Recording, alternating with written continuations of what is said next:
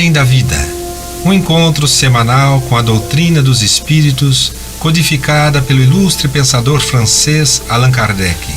Um momento de meditação, um momento de reflexão, um momento de luz.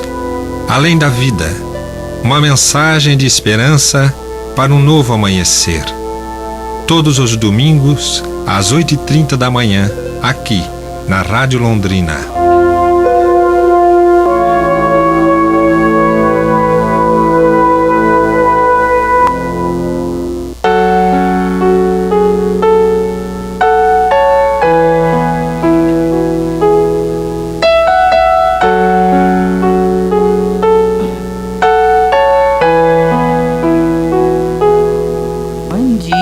Queridos ouvintes, nesse domingo feliz que podemos estar junto com os familiares, a maioria das pessoas, que Deus nos abençoe a todos.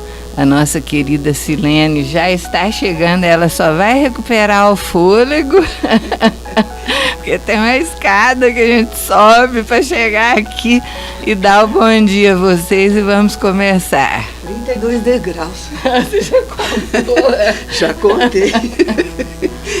Bom dia, prezado ouvintes da Rádio Londrina. Cumprimento ao Silene. Estamos felizes de estarmos aqui. Um assunto muito importante no dia de hoje. Como primeiro momento nós temos a mensagem do Momento.com. Os 78 já pesa nas costas. Paz a todos. Medo das provas.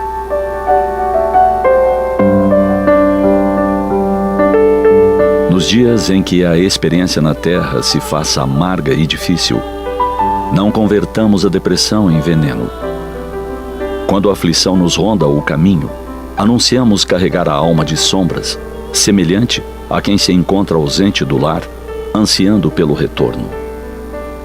No entanto, que isso não se torne motivo para que nos precipitemos no desânimo arrasador.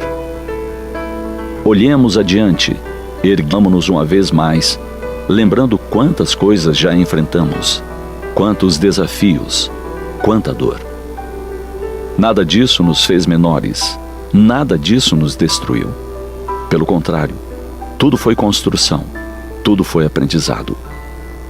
Por vezes, é difícil, em meio às trevas, mentalizar pensamentos de otimismo e fraternidade, ou conseguir retratar nas pupilas o fulgor do sol e a beleza das flores. Por vezes, preferimos a mudez ou a reclamação constante como forma de defesa ou espécie de revolta contra o universo. Quando o estudante é surpreendido por prova surpresa na sala de aula e a matéria é difícil, ele não teve tempo de se preparar. O primeiro impulso é a revolta ou desespero. Não consegue perceber que a prova é instrumento de avaliação, visando o aperfeiçoamento. Prefere, como mecanismo de defesa, proclamar que o professor é cruel ou que o sistema de ensino está errado. Quando falamos dos métodos educacionais das leis divinas, estamos falando de mecanismos que agem com perfeição. Agem na hora certa, com os critérios mais objetivos possíveis. O sistema educacional divino é enérgico e, ao mesmo tempo, amoroso. É disciplinado, firme. Também repleto de adaptações, de concessões e de muita compaixão. Assim, não temamos as lições duras do caminho. Todas elas são aplicadas com muita sabedoria e critério. Obviamente que, sendo provas, sempre nos trarão instantes de tensão, desconforto, e podem nos colocar em situações em que não teremos controle de coisa alguma.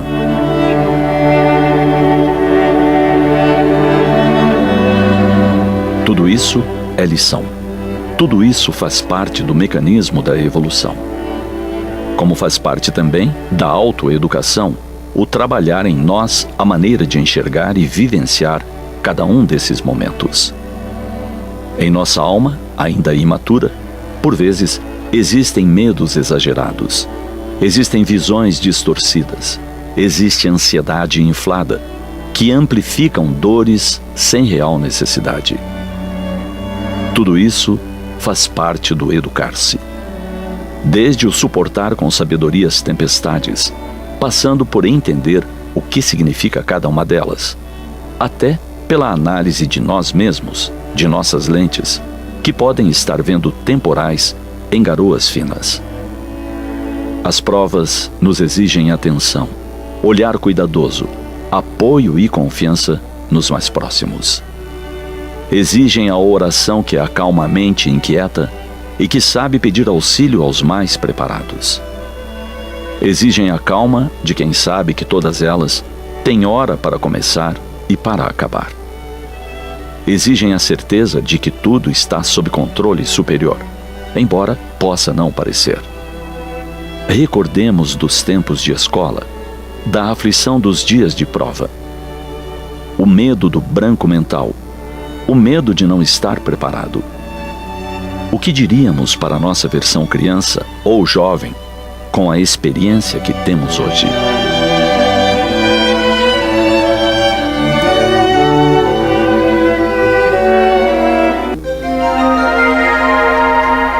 Os textos do Momento Espírita estão à sua disposição na internet. É só acessar momento.com.br. Mais informações, ligue 41 3223 6174, Curitiba, Paraná.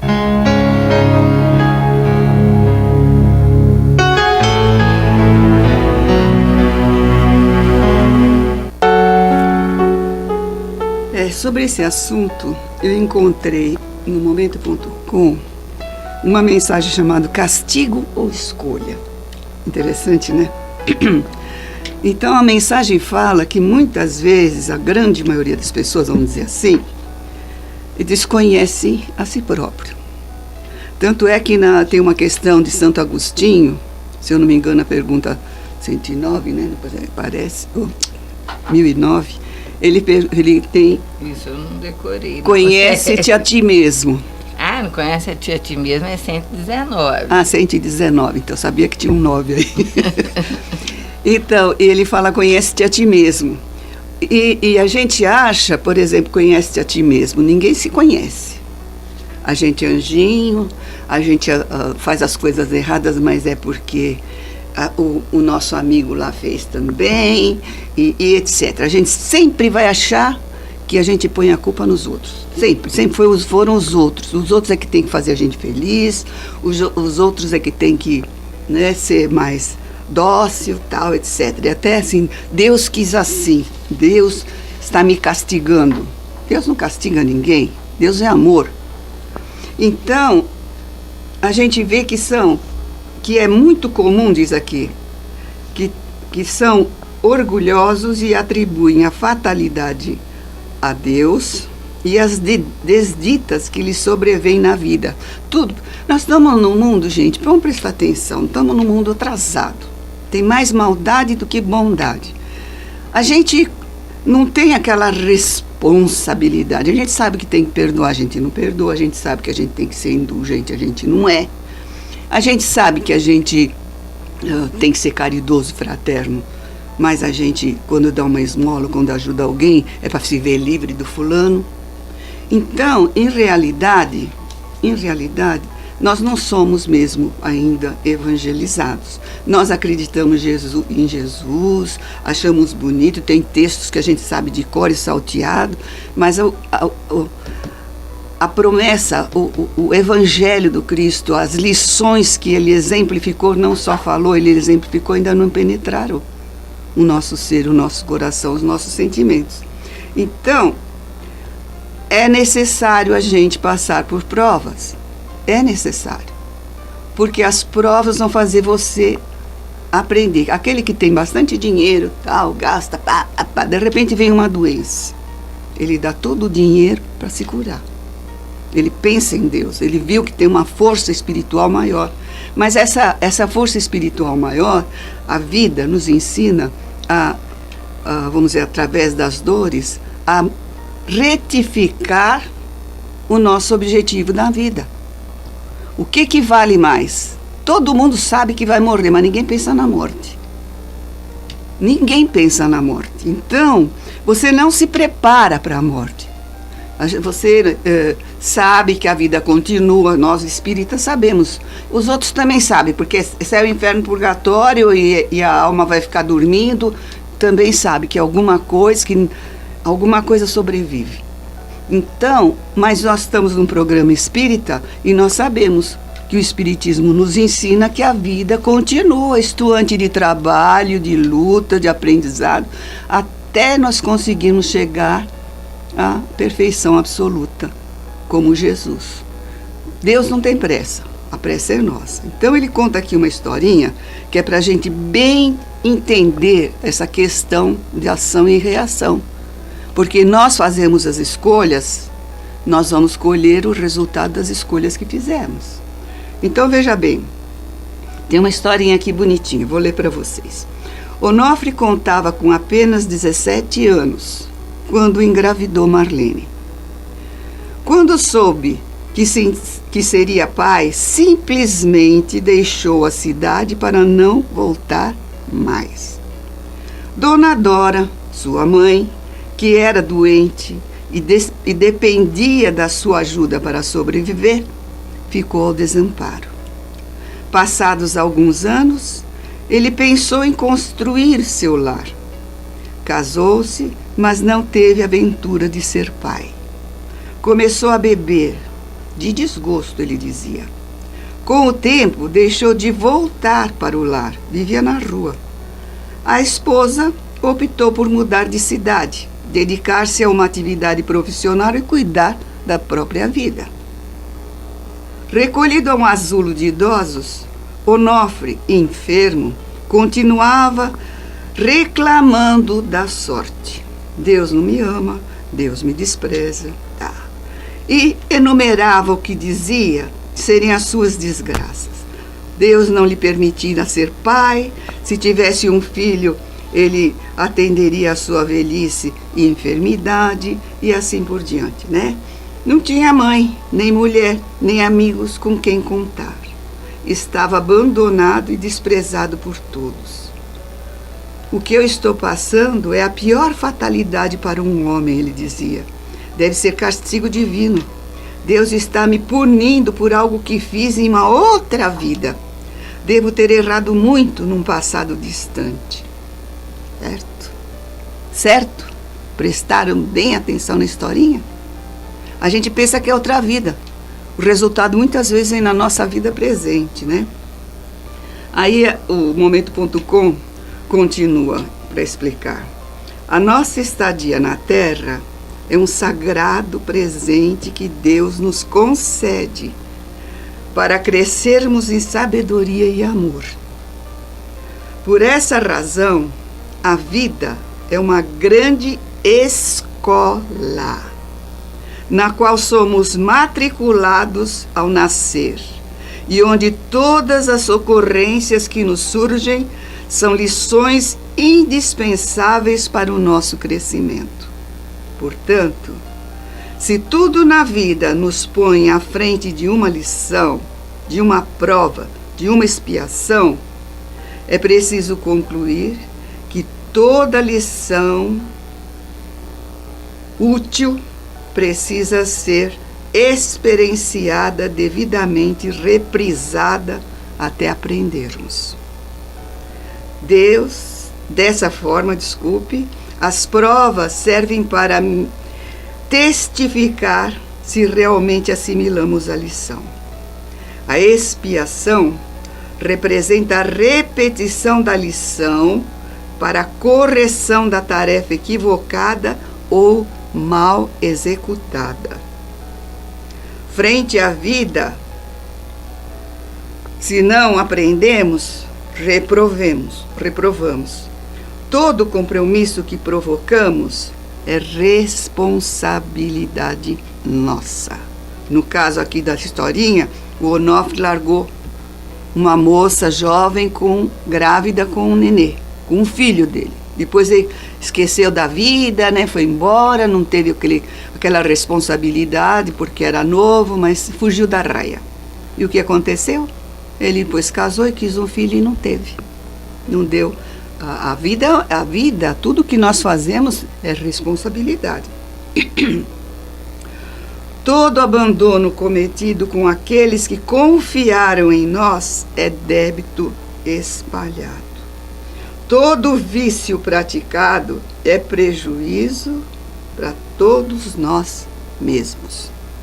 Então, gente, essa historinha, essa liçãozinha que nós acabamos de testificar e de ver, de ler, nos mostra que somos responsáveis, a vida nos cobra, porque nós não somos daqui, nós somos espíritos eternos.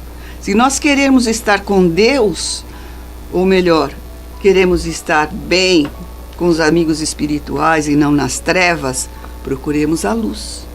E a luz está na consciência tranquila, no dever cumprido. Quando Jesus Gonçalves, que foi leproso, né?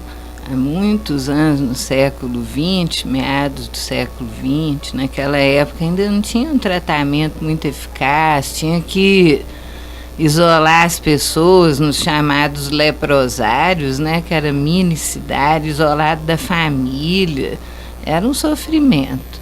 Ele passou muitas dores. E quando ele desencarnou, ele era poeta, né?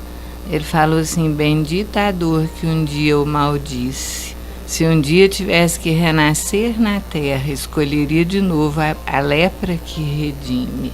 Porque ele passou tanto sofrimento e conseguiu se libertar de encarnações de inumeráveis débitos, porque ele foi Alarico I, depois foi Alarico II, que era, acho que, rei dos visigodos, destruiu Roma, foi uma série de coisas que ele fez. Depois ele foi cardeal Richelieu na França, que comandava lá mais do que o rei na política. Então ele conseguiu, com essa dor e essa provação no Brasil, superar e vencer, limpar seu perispírito. Então a dor, um dia nós a compreenderemos como um remédio bendito que Deus dá ao espírito calceta, que não conseguiu vencer nas anteriores existências. Mas nós temos que abrir um parêntese para nós vermos que nem todo aquele que sofre tem débito, hein, gente? Porque é um defeito nós pensarmos em vidas passadas, vermos lá uma pessoa paralisada num leito e pensar assim: coitadinho, está reparando débito de vida passada, né? E não é bem assim. Lá no mundo espiritual, o espírito tem uma visão ampla, ele não está obnubilado pela matéria densa que impede o seu raciocínio melhor. Ele vê, ele tem uma visão, ele percebe que ele necessita progredir. E muitas vezes ele solicita uma encarnação de sofrimento visando a vitória espiritual, visando acelerar sua marcha. Então, nem toda dor ela é punição, nem toda dor é expiação. Pode ter sido um pedido do espírito para que ele consiga vencer a si mesmo e se reparar, né? Nós vemos muito isso até no próprio Evangelho, aquela história que nós já contamos aqui uma vez, né, do cego de nascença que Jesus curou. Quando os seus discípulos perguntam: Senhor, quem foi que errou para que ele tivesse nascido assim? Foram seus pais ou foi ele? Olha só, eles já tinham conhecimento de reencarnação. E Jesus falou: nem ele, nem seus pais. Mas isso se dá para que o Filho do Homem possa ser reconhecido nessa situação. Então quer dizer o quê? Aquele espírito que era cego, lá no mundo espiritual, não precisava da prova da cegueira, mas ele queria ajudar Jesus na sua trajetória. Ele pediu a prova e ficou cego até que Jesus chegou e o curou, para que ele pudesse ajudar na obra divina, né? Nós temos aqui no livro Joana de Ângeles Responde, né, é uma pergunta que é feita, foi respondida, está no livro Messe de Amor e foi colocada aqui, ó. Qual é o significado das provações em nossas vidas? A resposta: o fogo está presente em múltiplas operações da atividade humana e da vida em geral. A provação para o espírito encarnado é fogo purificador. Dores na alma, em forma de angústia e saudade, provando a resistência da fé. Dores no corpo, em úlceras purulentas, provando o valor da fé. Dores no sentimento em forma de ansiedade e frustração, provando a fé. Todavia, de todas as lutas e provanças, sai a alma purificada para as inomináveis glórias da imortalidade. Como da ganga impura sai o metal valioso para o esplendor dos diademas e os primores de ourivesaria. Guarda-te nas provações, no valioso refúgio da paciência, confiando no celeste Pai. Mesmo que chovam dificuldades, que a solidão assinale os teus dias e que ardam labaredas na alma, impedindo que o claro sol pareça luminoso aos teus olhos, confia no Senhor e segue. Ontem, na nossa atividade ali no Alvorada Nova, nosso centro espírita, ali no Santo Amaro, em Cambé, nós falávamos para os nossos assistidos, né? Que as dores são imensas, há pessoas que precisam de socorro até com alimento. De uma senhorinha com quem nós conversamos na sexta-feira agora. Ai, que velhinha ótima, gente.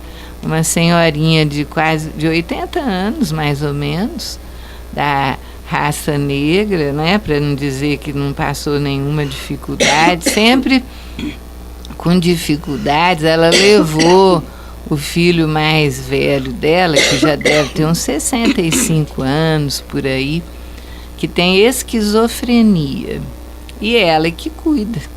Mais um cuidado com aquele filho, né? E nós falamos, a senhora cuida tão bem. Ah, mas ele é um tesouro, é o que me sobrou, porque o outro filho homem morreu. E ela sofre por causa disso, sabe? Foi uma espécie de um acidente. Mas ela deu uma lição de vida. Ela diz assim, nós temos que ter paciência com as nossas provações, porque nós sabemos e temos que ter fé em Deus que a vida continua, não é? Olha só, bonitinha, a vida continua e é imortal e tudo passa, o sofrimento passa, ele é um tesouro, a família inteira cuida dele. Olha que coisa bonitinha, né? É uma pessoa. Perguntamos qual que é a religião da senhora. A senhora é evangélica ou é católica? Católica, mas a religião não importa, porque toda religião é digna, se torna o homem melhor. Então ela sabe usar o conhecimento que ela tem para manter a esperança de um mundo melhor amanhã. E é isso que deve agir conosco, nosso querido amigo Jerônimo Mendonça, que tantas vezes recordamos, que passou pela prova da cegueira, da paralisia do corpo, por dores inenarráveis, e era aquela voz vibrante do Espiritismo que falava da consolação. Tão maravilhosas eram as palestras dele. Ele dizia que a dor era a enfermeira bendita que o acompanhava todos os dias, mas que a confiança na imortalidade da alma regia o seu pensamento. Ele sabia que um dia, quando se libertasse daquele corpo doente, ele estaria livre como espírito. Então passou as provas com tanto sofrimento, mas sempre sendo aquela voz de esperança que consolava os aflitos. Hoje ele é uma luz Quem vê o Jerônimo vê uma luz completa e a alegria que ele sempre carregou. Então, gente, se nós passamos as provas e nesse mundo todos passam, porque disse a Silene que realmente estamos num mundo muito atrasado ainda, né?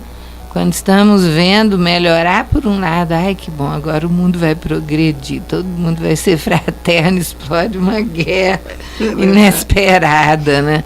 Então ainda estamos no atraso, mas Deus, o nosso Pai de infinito amor, está conosco. O importante é que nós estamos abrigados num país que não tem guerra, tenhamos a paz uns com os outros, é a paz conosco, evitemos de guerrear uns com os outros, né? Essas situações que as pessoas estão tendo umas com as outras de tanta intolerância, precisamos lembrar Jesus, porque a prova da terra já é tão difícil. Se nós tivermos amor uns com os outros, fica muito mais fácil. Pois é. A terra é uma grande escola, né? Cada um tem os seus momentos a gente passa assim, mais ou menos bem, uns aninhos ali, né? De repente vem uma cacetada. É próprio da terra, de quem está aqui, né?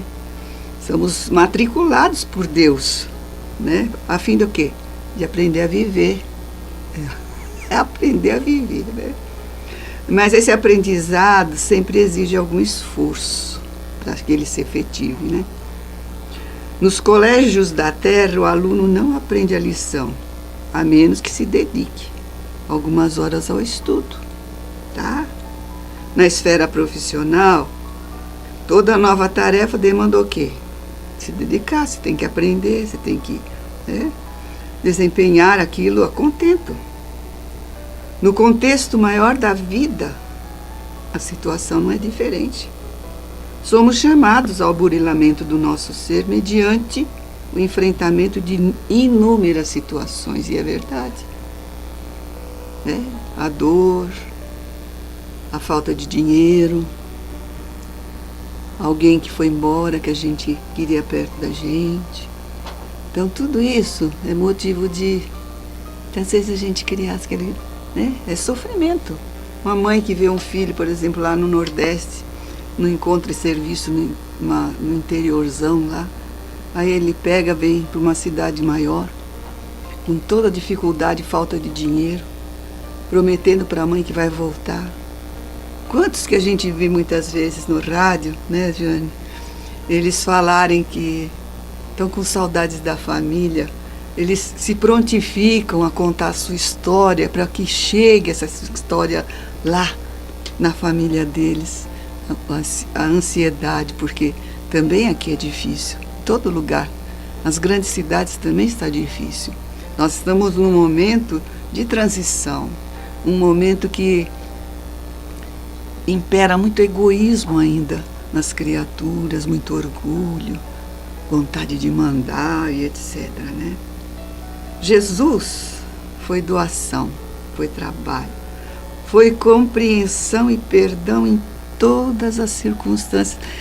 Ele, um ser espiritual, mais perfeito que a terra conhece, porque rezam as tradições no plano espiritual que Jesus faz parte de uma pleiade de espíritos que recebem as ordens diretamente de Deus. Então ele é um filho de Deus. Não sou eu quem vive, é o Deus que vive nele. Não é ele que vive. Quem falava, Paulo também, quando viveu Jesus, ele falava, já não sou eu quem vive, é o Cristo que vive em mim. É isso que nós temos que fazer, né? Nós lá, né, Jane, assim, já não sou eu quem vive, é o paizinho que vive em nós, né? Brincando, né? Vamos brincar um pouquinho, porque o caso é muito sério. Então, a gente vê, não tem jeito, viu? Não tem jeito, se a gente quer superar as nossas fraquezas, quer superar as nossas dificuldades do caminho, faz uma oração, pede para o anjo da guarda e abra o Evangelho. No Evangelho tem tudo que nós precisamos. É só seguir o exemplo do Cristo. Ele não só falou, ele fez, ele exemplificou o que ele falou. Imagina todo o sofrimento que ele passou pela ignorância alheia. Ele era um espírito que nunca, só fez o bem aqui na Terra. E o que aconteceu? O sofrimento dele, né? O calvário que ele passou, a crucificação que era só para malfeitores. Ele suportou tudo e ainda falou: Pai, perdoa, eles não sabem o que estão fazendo. E a gente, por qualquer coisinha, se ofende. Qualquer coisinha está brigando, arrumando inimizade. Precisamos mesmo parar e analisar. Só na hora da dor a gente faz calo no joelho. Só na hora da dor a gente vê que a gente é impotente, que existe uma força maior. Mas essa força maior, ela nos chama a atenção para quê? A gente é glutão. Nossa Senhora, come, exagera, tal. Lógico, né? Bebe demais, estraga o seu corpo e volta para o plano espiritual antes do tempo, que cada um de nós tem um tempo aqui. Nós recebemos fluido vital para determinadas etapas. Temos chance até de ultrapassar, de não gastar esse fluido vital, esbanjando amor, esbanjando felicidade, esbanjando solidariedade, fraternidade, empatia. Tudo isso faz com que você não gaste o fluido vital. As pessoas boas, elas vivem mais tempo. As pessoas que se preocuparam menos consigo e mais com o próximo, vivem mais tempo.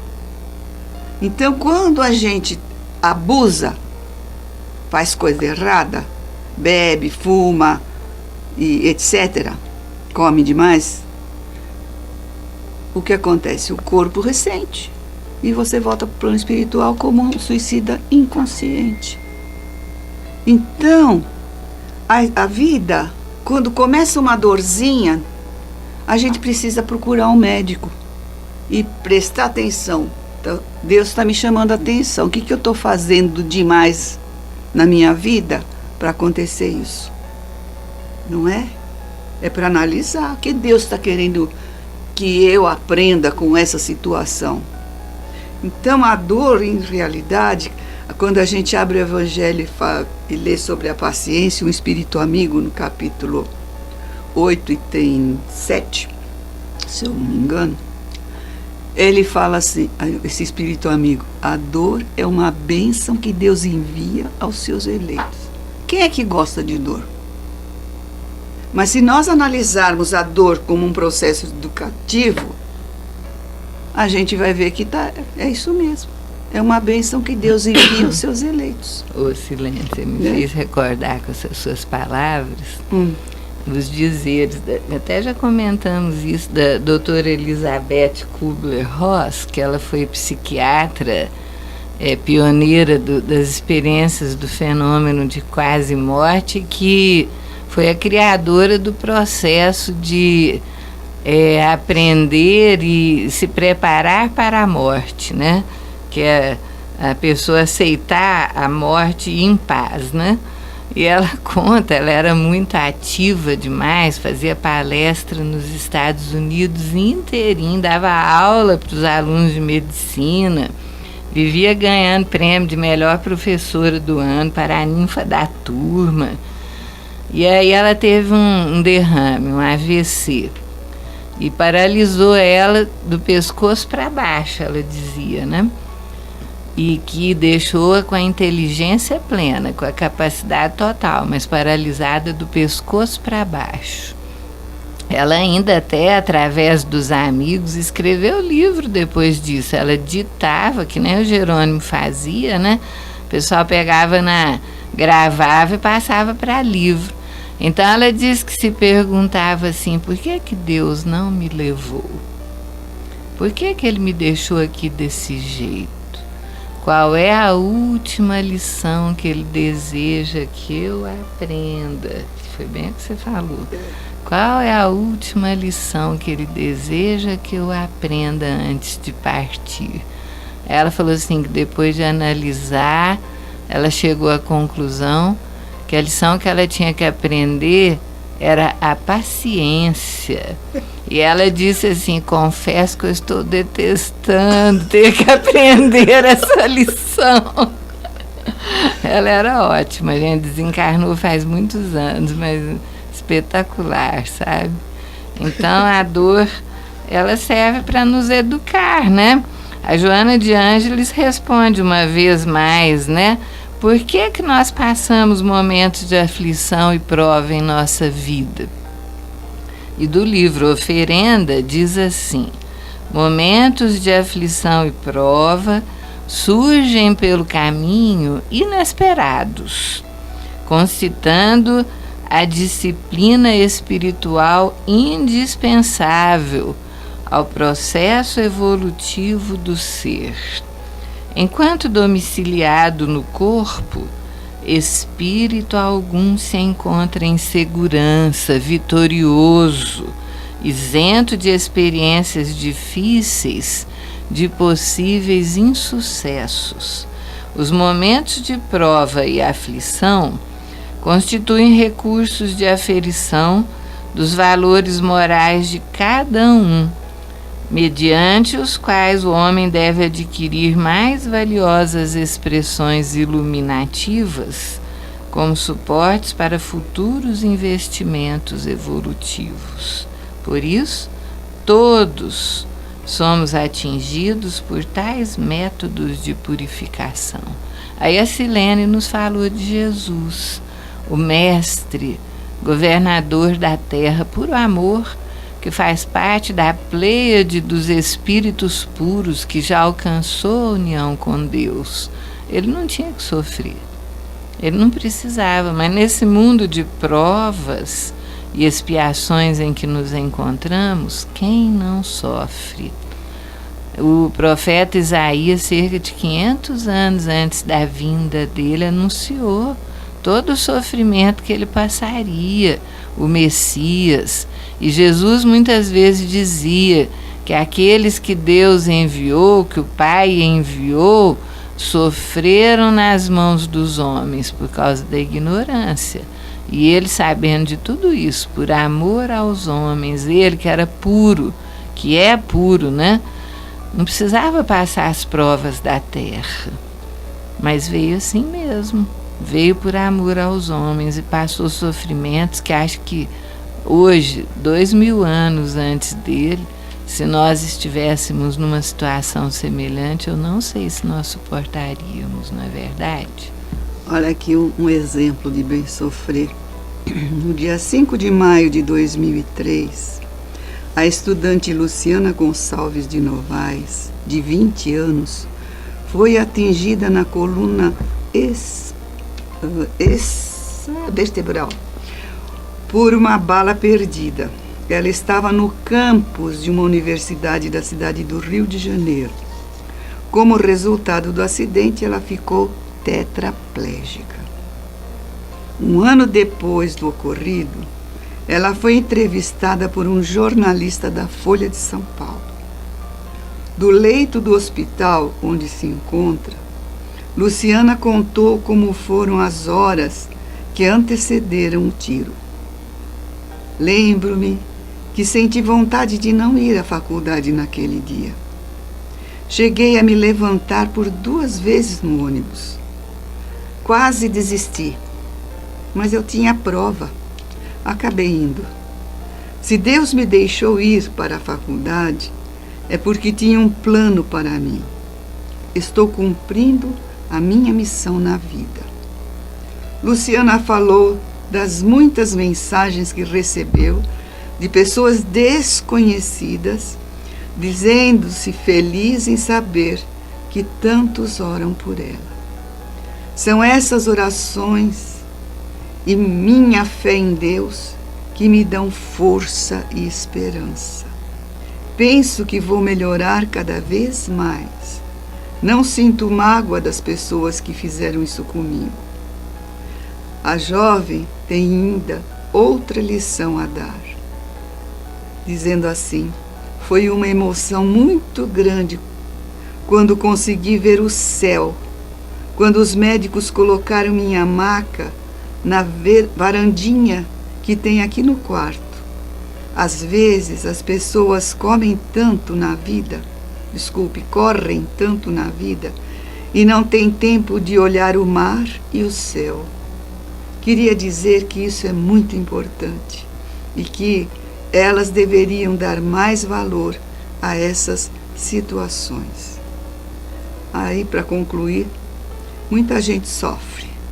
Poucos, no entanto, sabem aproveitar as provas retificadoras. Não basta simplesmente sofrer. Indispensável é extrair bênçãos de luz que a dor oferece ao coração sequioso de paz. Muitos corações se envenenam na amargura quando pequenos sofrimentos lhes invadem o círculo pessoal. Não são poucos os que batem à porta da desilusão, da descrença, da revolta, em razão de alguns caprichos não atendidos. Há os que recebem a calúnia e a transmitem aos vizinhos, os que são atormentados por acusações e arrastam companheiros às mesmas perturbações que o assaltam. E, por fim, os que pretendem eliminar enfermidades redentoras, entregando-se ao desespero. Raros homens aprendem a encontrar o proveito das tribulações. A maioria menospreza a oportunidade de edificação. Todas as criaturas sofrem no cadinho das experiências necessárias. Entretanto, bem poucos espíritos sabem padecer como cristãos, glorificando a Deus. Se te sentes envolto em situações dolorosas, sem que vejas saída a curto ou médio tempo, não desanimes, nem blasfemes. Vale a pena pensar na ação de Deus no campo da tua vida. Tudo o que sofras está sobre as vistas do Criador. Se Ele te permite a oportunidade de sofrer, acredita, Ele também te orienta à vida da libertação. Luta e confia. Não abandones o campo da atividade. Gente, somos, mais uma vez repetimos, somos espíritos em evolução, encarnados na Terra para aprender a purificar o nosso perispírito, que é a roupa do plano espiritual. Então, que nas horas das nossas aflições, procuremos o maior remédio que temos na vida, é a oração, rogando a força, a coragem para enfrentar as situações e aproveitar o resultado delas. O que Deus pede com isso que eu estou passando? Aqui nós temos, desculpa aí, eu achei que Não. você tinha terminado. É onde que se encontram as causas dos sofrimentos atuais. Quando a criatura sofre sem conhecimento das causas que a levam à aflição, raramente logra forças para superar-se e suportar com resignação as suas dores.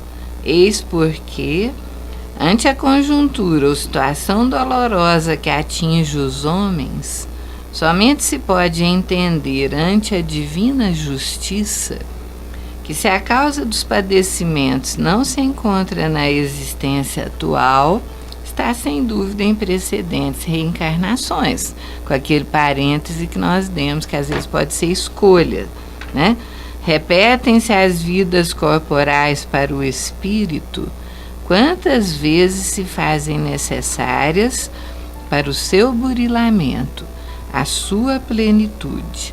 Cada etapa repara os erros da fase anterior, ao mesmo tempo contribuindo para a aquisição de valores e experiências que necessitam ser armazenados e que contribuem poderosamente para a evolução do homem.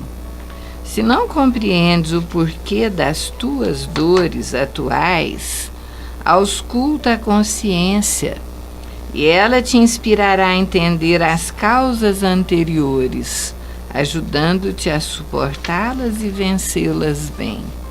O sofrimento não tem exclusiva finalidade corretiva, mas sim educadora, abrindo percepções e facultando valores que não seriam conhecidos sem o seu contributo. Não menosprezes por essa razão a fragilidade orgânica, a celeridade com que transcorre cada ciclo das reencarnações. Aproveita quanto possas as ensanchas que se te apresentem, reunindo experiências positivas, recuperando lições perdidas, realizando trabalhos valiosos. Os que se apresentam felizes, tranquilos e não merecem, assim, se apresentam aquinhoados por dádivas de acréscimo que todos recebem e nem sempre utilizam como devem, incidindo então na compulsória de adquirirem pela dor o que não realizaram pelo amor. Sabe, tem uma historinha aqui que eu achei até, assim, quando eu estava estudando para a lição de hoje, eu achei pertinente. A dor do abandono. Então, conta aqui o Momento.com que um caixão saía do asilo. Um caixão? Um caixão, um inteiro saía do asilo. Poucas pessoas estavam lá ao lado desse caixão, né? E aí, quando a limpadora do asilo foi limpar o quartinho dessa pessoa que tinha acabado, uma senhorinha idosa que tinha acabado de falecer, ela encontrou um bilhete numa gaveta. Bilhete não, uma cartinha, né? E ela pegou e começou a ler. E ela viu que eram anotações sobre a dor. Sobre a dor que alguém sentiu por ter sido abandonada pela família num lar para idosos. Talvez o sofrimento fosse muito maior, mas as palavras só permitem, né, uma parte desse sentimento grafado em algumas frases, né? E a cartinha dizia assim: onde estarão meus filhos? Aquelas crianças ridentes que embalei em meu colo, alimentei com meu leite, cuidei com tanto desvelo. Onde estarão? Estarão tão ocupados, talvez, que não possam me visitar, ao menos para dizer: olá, mamãe. Ah, se eles soubessem como é triste sentir a dor do abandono, a mais deprimente solidão. Se ao menos eu pudesse andar, mas dependo das mãos generosas dessas moças que me levam todos os dias para tomar sol no jardim. Jardim que já conheço como a palma da minha mão. Os anos passam e meus filhos não entram por aquela porta de braços abertos para me envolver com carinho. Os dias passam e com eles a esperança se esvai. No começo, a esperança me alimentava, ou eu alimentava, não sei. Mas agora, como esquecer que fui esquecida? Como engolir esse nó que teima em ficar em minha garganta dia após dia? Todas as lágrimas que chorei não foram suficientes para desfazê-lo. Sinto que o crepúsculo dessa existência se aproxima. Queria saber dos meus filhos, dos meus netos. Será que ao menos se lembram de mim? A esperança agora parece estar atrelada aos minutos que a arrastam sem misericórdia para longe de mim. Às vezes, em meus sonhos, vejo um lindo jardim. É um jardim diferente que transcende os muros deste albergue e que se abrem caminhos floridos que levam a outra realidade, onde braços afetuosos me esperam com amor e alegria. Mas quando eu acordo, é a minha realidade que eu vejo, que eu vivo, que eu sinto. Um dia, alguém me disse que a vida não se acaba num túmulo escuro e silencioso. E esse alguém voltou para provar isso, mesmo depois de ter sido crucificado e sepultado. E essa é a única esperança que me resta.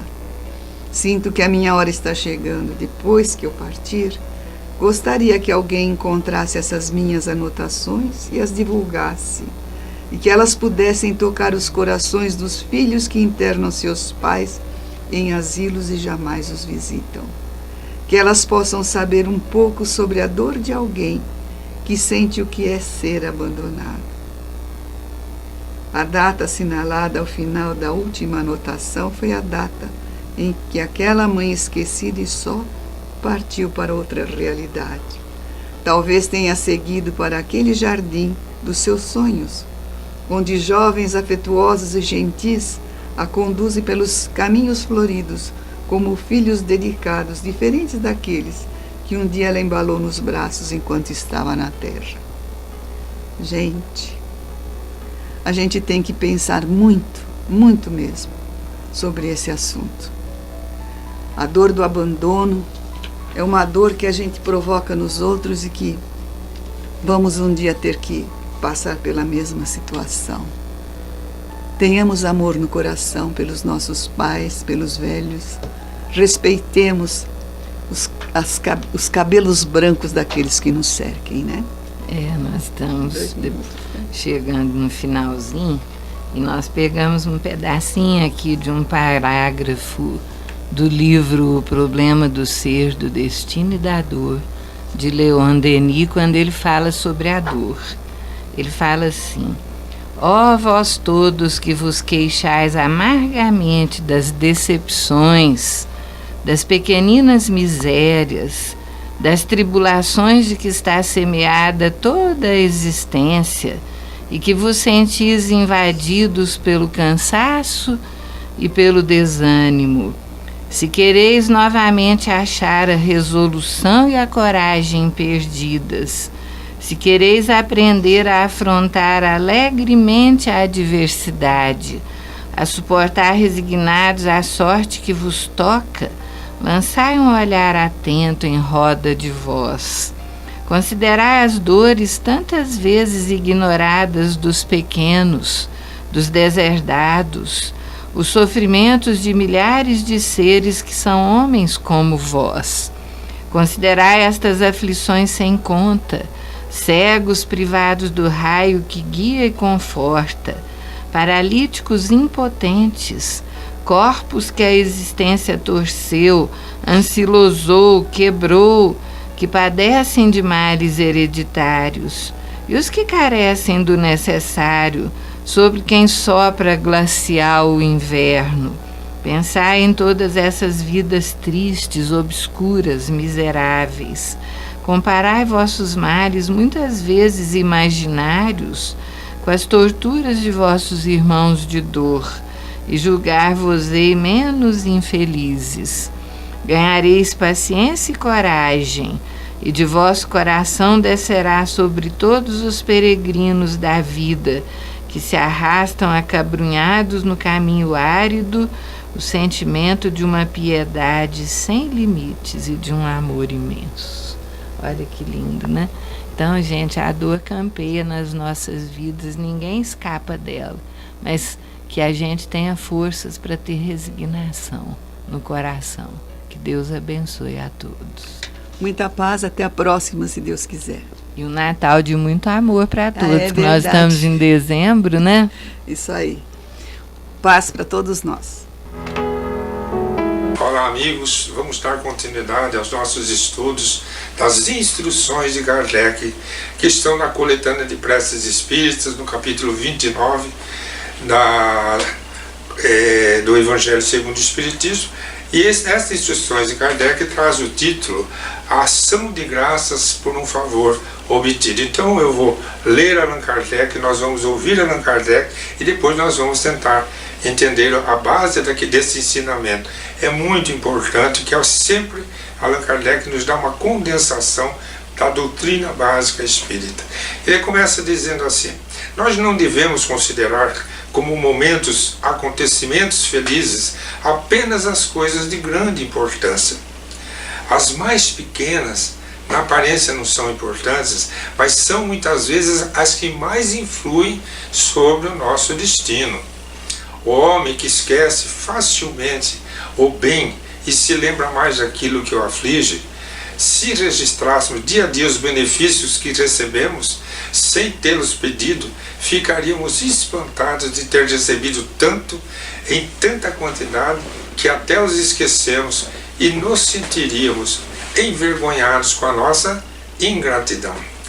A cada noite, ao levar nossa alma a Deus, devemos nos lembrar dos favores que Ele nos concedeu durante o dia e agradecer-lhe por eles. É sobretudo no próprio momento em que provamos o efeito da bondade divina e da sua proteção que espontaneamente nós devemos testemunhar a nossa gratidão. Basta para isso um pensamento que agradeça o benefício, sem que haja necessidade de interromper o trabalho que nós estamos fazendo. Os benefícios, eu me lembrei aqui daquele caso daquela senhora que entrou numa depressão profunda e descobriu que podia doar os brinquedos que tinha em casa, que os filhos já estavam maduros, já tinham saído, e que ela foi lá no tanque lavar os brinquedos, e ela sentiu uma gratidão a Deus, e ela diz assim: obrigado, meu Pai, por me dar essa oportunidade. Olha que interessante, Allan Kardec está dizendo: basta para isso um pensamento que agradeça o benefício na hora que está recebendo. Basta um pensamento: muito obrigado, meu Deus, por este raio de sol que o Senhor está trazendo à minha existência. Então, os Espíritos estão dizendo, é sobretudo no próprio momento que provamos o efeito da bondade e da sua proteção, que devemos espontaneamente testemunhar. Então a gente pode, no final da noite, agradecer a Deus por tudo, mas naquela hora, daquela benfeitoria, daquele momento, já é bom se a gente puder se conectar com Deus. Aliás, esse texto de Allan Kardec, esse estudo de Allan Kardec sobre agradecer a Deus, ação de graças por um favor obtido, e que não precisam ser as grandes coisas para nos revelar a presença de Deus, mas favores nas mínimas coisas que às vezes são mais importantes para a modificação da nossa luta, do nosso espírito na luta, é que nós devemos agradecer, é que a gente vai observando como é importante a gente estar grato, porque Allan Kardec está falando da importância da nossa conexão com Deus, com nosso Pai. Nós temos que estar conectado com Deus. Se Deus é onisciente e onipresente e está presente o tempo todo em nossas vidas, é bom estar conectado com Ele, para ouvi-lo dentro da nossa alma, seus desejos, sua vontade, o que Ele espera de nós. Então, para isso, diz Allan Kardec, nesse capítulo, onde ele diz assim: basta para isto um pensamento que agradeça o benefício, sem que haja necessidade de interromper o trabalho. Por isso que eu me recordei dessa senhora lá, lavando os brinquedos. Os benefícios de Deus não consistem apenas em coisas da matéria. É preciso igualmente agradecer as boas ideias, as inspirações felizes que nos são sugeridas. Enquanto os orgulhosos acham nessas boas ideias como se fosse algo de um mérito próprio, da própria inteligência, e o incrédito atribui ao acaso as coisas que surgem como intuição, aquele que tem fé rende graças a Deus e aos bons espíritos. Então é gostoso quando a gente sente, eu nunca tinha pensado isso, né? De onde veio esse pensamento? Sabe? Então a gente já começar a sentir a presença de Deus através dos benfeitores, através de nossos anjos guardiães, como a gente chama, dos nossos espíritos protetores. É importante nesse momento a gente estar conectado com Deus, porque quando a gente vai ler o que parece ser o óbvio, na verdade nós estamos recebendo de Allan Kardec uma convocação: fique ligado ao seu Pai, o Criador, nosso Pai, o Criador como de Jesus, meu Deus, vosso Deus, para que a gente esteja sempre na sintonia dos espíritos superiores e muito mais facilmente nós vamos transitar nas vibrações das ideias, dos ideais, dos pensamentos felizes, né, das ideias que nos ajudem a conduzir problemas que nunca soubemos antes de resolver. E continua Allan Kardec dizendo: aquele que tem fé rende graças a Deus e aos bons espíritos, porque ele diz que o incrédulo acha que é um acaso, o orgulhoso acha que é mérito próprio. E diz Allan Kardec: são desnecessárias frases longas, basta dizer obrigado, meu Deus, pelo bom pensamento que me inspiraste. Diz mais do que muitas palavras. O impulso espontâneo que nos faz atribuir a Deus o que nos acontece de bom testemunha um hábito de agradecimento e de humildade, fontes de sintonia com os planos superiores. A gratidão e a humildade, saber que nós não conseguiríamos caminhar sozinhos num planeta de expiação e provas como o nosso, sem a interação, sem a intervenção, sem a influenciação dos espíritos superiores. Então Allan Kardec quer dizer que o que nos sintoniza com a simpatia dos bons espíritos são os nossos sentimentos de gratidão e de humildade. E com isso ele encerra esse capítulo que traduz muito ensinamento, que ele chama de ação de graças por um favor obtido, e que coloca nas suas instruções preliminares no item 28. Guardemos esses ensinamentos com muito carinho. Além da vida, um encontro semanal com a doutrina dos espíritos, codificada pelo ilustre pensador francês Allan Kardec. Um momento de meditação, um momento de reflexão, um momento de luz. Além da vida, uma mensagem de esperança para um novo amanhecer. Todos os domingos, às 8h30 da manhã, aqui, na Rádio Londrina.